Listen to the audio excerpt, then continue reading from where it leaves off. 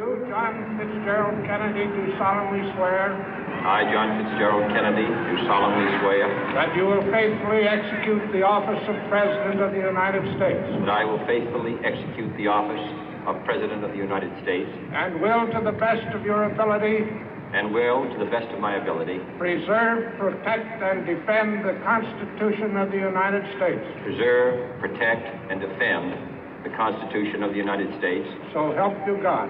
So help me God.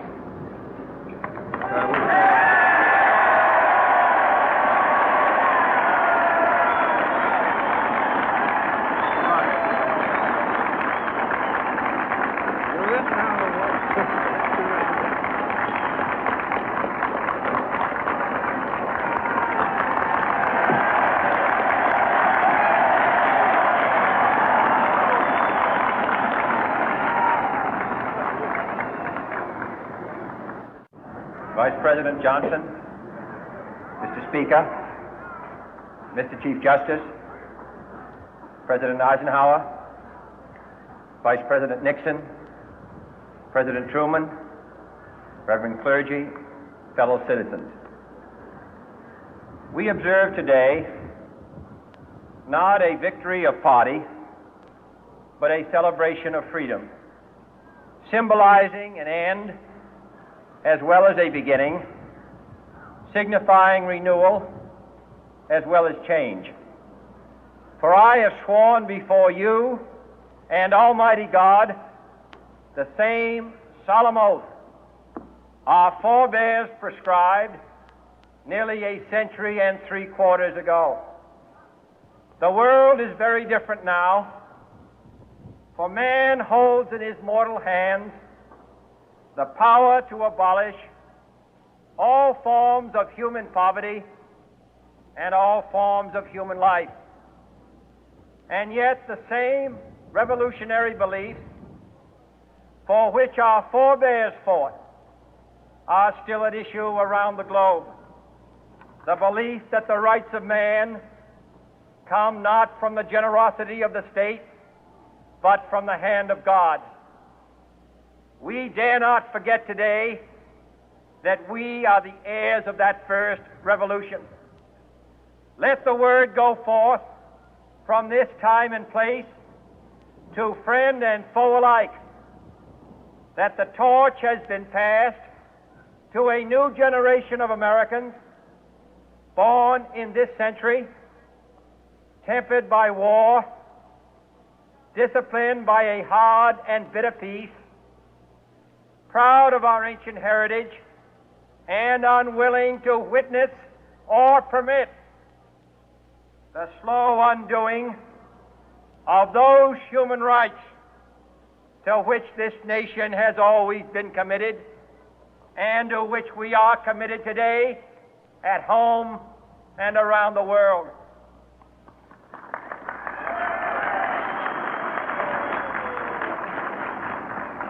Let every nation know, whether it wishes us well or ill, that we shall pay any price, bear any burden, meet any hardship, support any friend, oppose any foe to assure the survival and the success of liberty.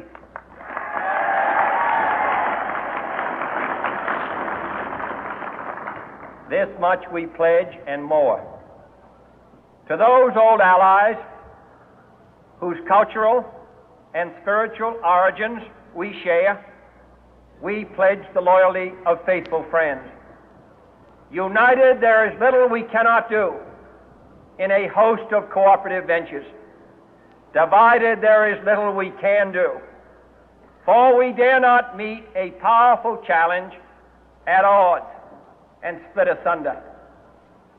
To those new states whom we welcome to the ranks of the free, we pledge our word that one form of colonial control shall not have passed away merely to be replaced by a far more iron tyranny.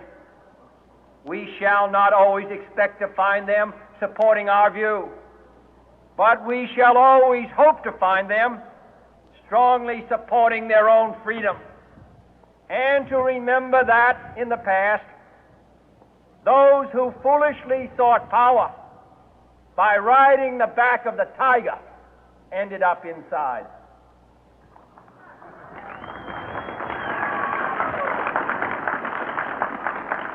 To those people in the huts and villages of half the globe struggling to break the bonds of mass misery, we pledge our best efforts to help them help themselves for whatever period is required, not because the communists may be doing it, not because we seek their votes, but because it is right. If a free society cannot help the many who are poor, it cannot save the few who are rich.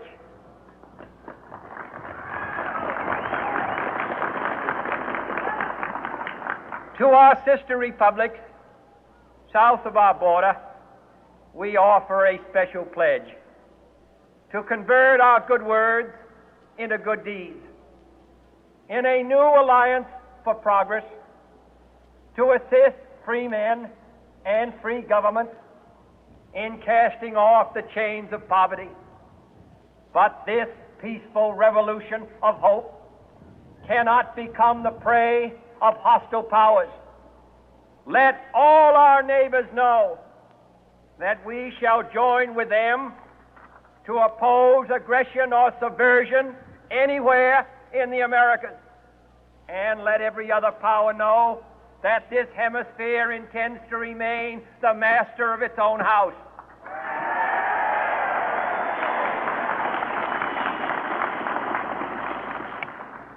To that world assembly of sovereign states, the United Nations, our last best hope, in an age where the instruments of war have far outpaced the instruments of peace, we renew our pledge of support to prevent it from becoming merely a forum for invective, to strengthen its shield of the new and the weak, and to enlarge the area in which its writ may run.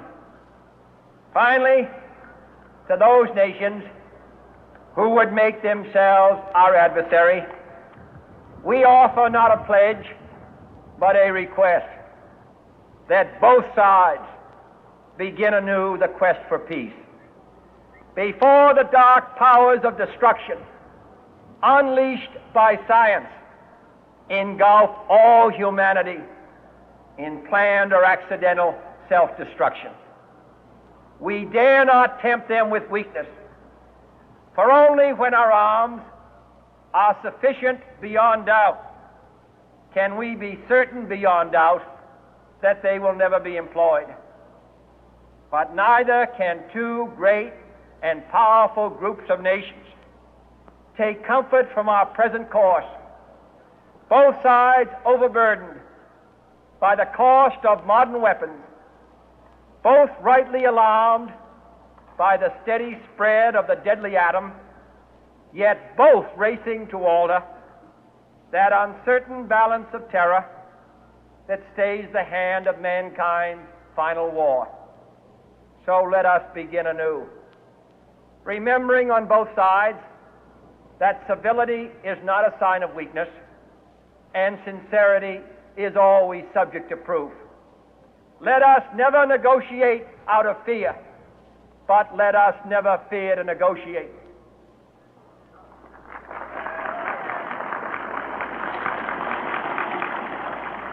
Let both sides explore what problems unite us, instead of belaboring those problems which divide us. Let both sides, for the first time, formulate serious and precise proposals for the inspection and control of arms, and bring the absolute power to destroy other nations under the absolute control of all nations.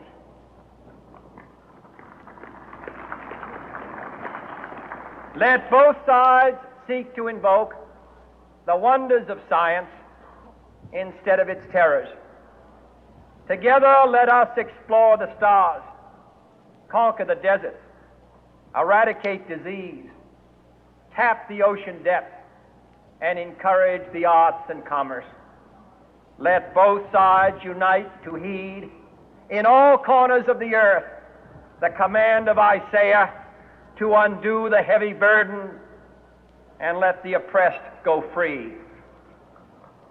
And if a beachhead of cooperation may push back the jungle of suspicion, let both sides join in creating a new endeavor, not a new balance of power, but a new world of law, where the strong are just and the weak secure and the peace preserved. All this will not be finished in the first 100 days, nor will it be finished in the first 1,000 days, nor in the life of this administration, nor even perhaps in our lifetime on this planet. But let us begin.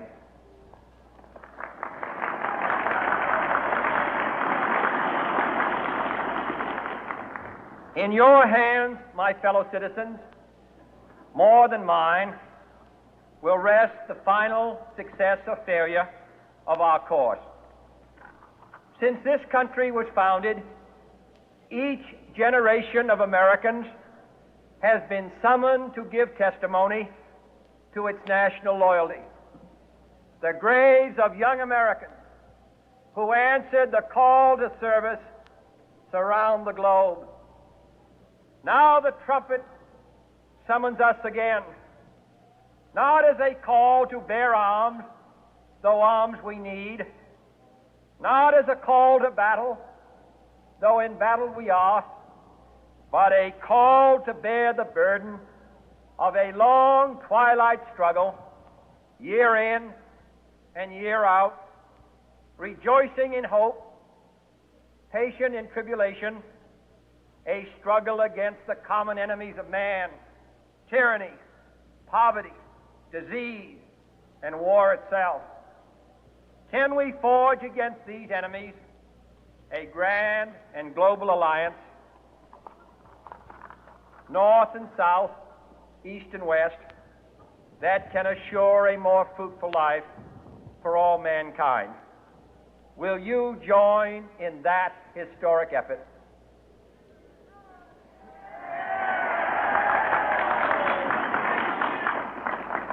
In the long history of the world, only a few generations have been granted the role of defending freedom in its hour of maximum danger. I do not shrink from this responsibility. I welcome it.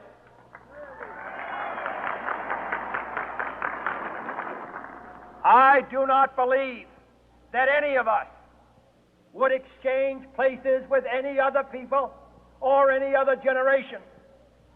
The energy, the faith, the devotion which we bring to this endeavor will light our country and all who serve it.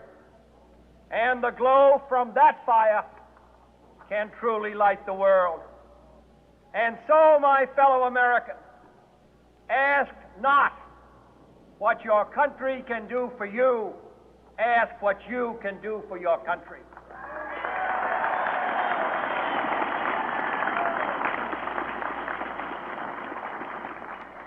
My fellow citizens of the world, ask not what America will do for you, but what together we can do for the freedom of man.